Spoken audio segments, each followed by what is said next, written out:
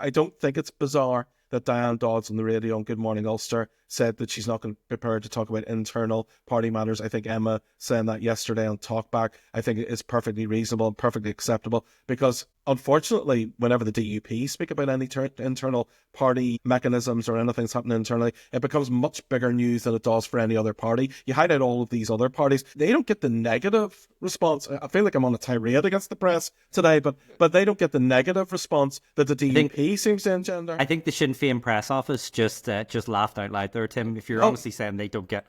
Look, at the end of the day, deputy leader of any party, and not to disrespect anybody who's deputy leader of any party, but this is true of any party across the United Kingdom, big or small, the deputy leader's position is not a position that is of any real significance except internally. This is an internally significant position. It's not an externally significant position.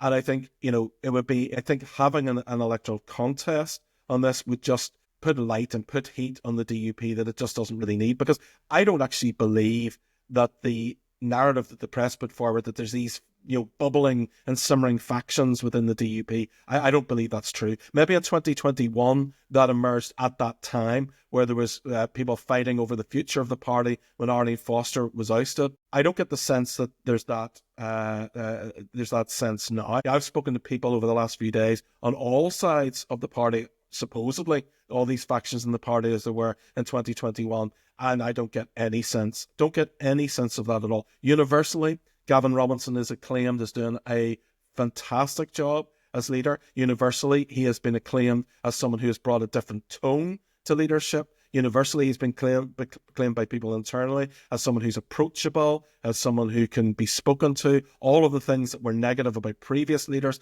Gavin is not doing those things. So I think why would he have a leadership contest? What he needs is somebody that he can work with to bring forward reforms internally.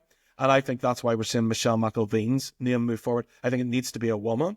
I think it needs to be somebody who's popular internally. She is exceptionally popular internally.